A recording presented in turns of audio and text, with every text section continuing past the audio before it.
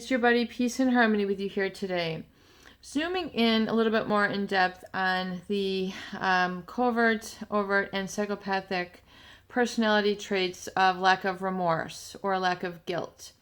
Now realize that when we talk about the psychopath, the narcissist, covert, and overt, these are all basically personality or character disorders that are exemplified as a pathology. In other words, there's a deficit in the wiring of the brain that causes certain behaviors, certain attitudes, certain beliefs about these individuals, especially as they relate to others. And essentially, it's causing harm in the other party. And that's usually what is presented in the psychological community, is the fact that there's a lack or a toxicity, a injury, if you will, emotional abuse, and control, where there's a lot of fighting, chaos, things of this nature. And, one of the most significant, I would say, traits, and really that stands out quite remarkably, is the lack of remorse or lack of guilt or lack of accountability, really feeling like acknowledging that they have done something wrong. So realize that in how it presents in the narcissist is in a certain degree, and it's even more heightened, more pronounced in that of a psychopath. In fact, a psychopath actually is devoid of conscience. They actually do not have a conscience, which is an ability to really live by right or wrong, ethical behavior, moral behavior, all those really guidelines that are built in inherently into an individual, killing, taking advantage of others, causing pain and suffering. Oftentimes these people have, done crazy things in their youth, like injured animals, got into a lot of, altercations with the law. I mean, they just don't have a conscience. So we see them actually quite, significantly, excuse me, because, there we go.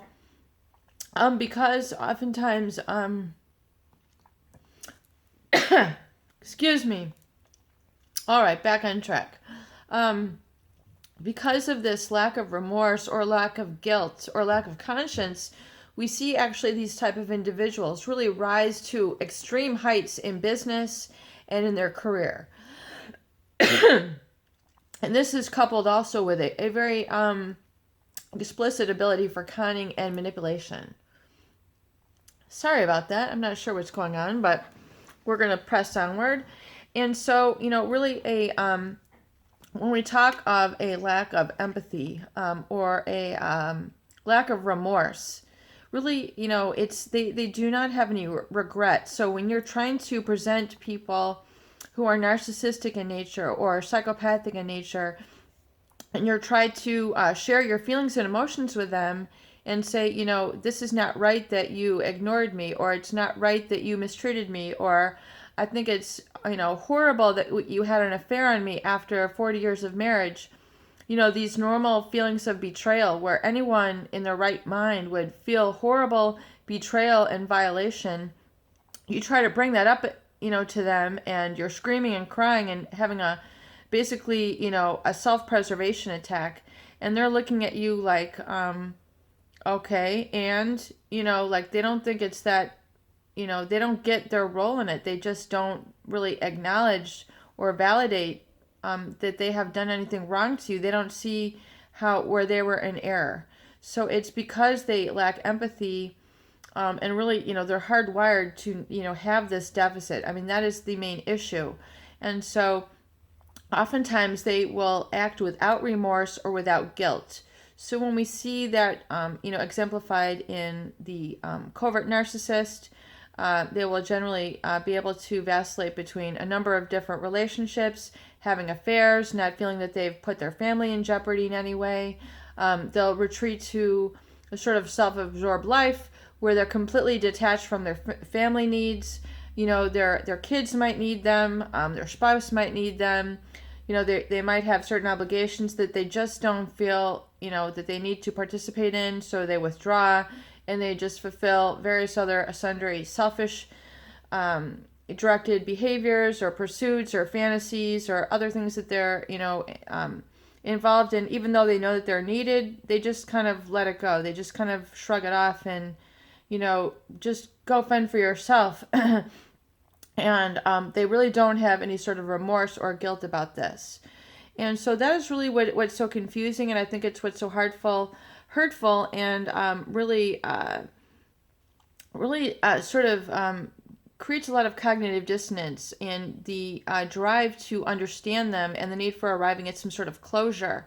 Because, you're like, don't you get it? So I think a lot of people who have been victimized or who are essentially feeling stuck in a relationship with a covert narcissist or an overt narcissist or a psychopath, that they're trying to have this discussion and come to terms, and they're so stumped, they can't fathom, they can't comprehend that this person does not get it, that they don't own up to the fact that where they're coming from is wrong.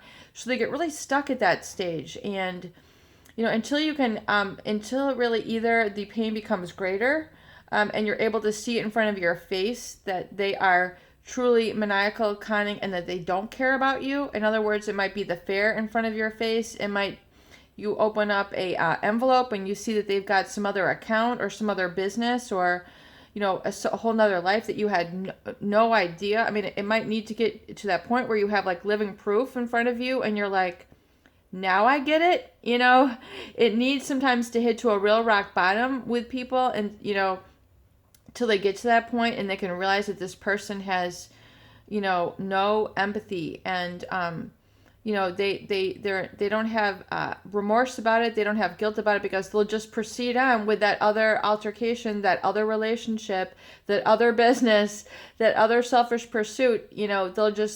They're just not fazed by it.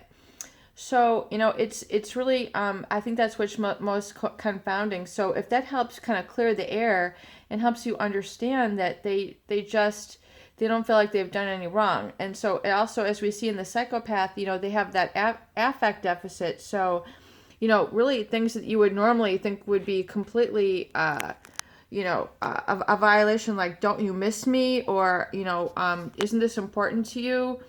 It just, you're not going to get a sort of really human, heartfelt response from them. They're completely detached, cold, and disconnected from that.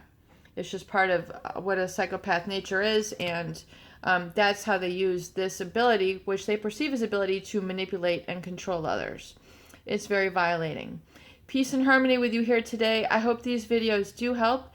Please share and please subscribe for more great tools, videos, discussion, and support.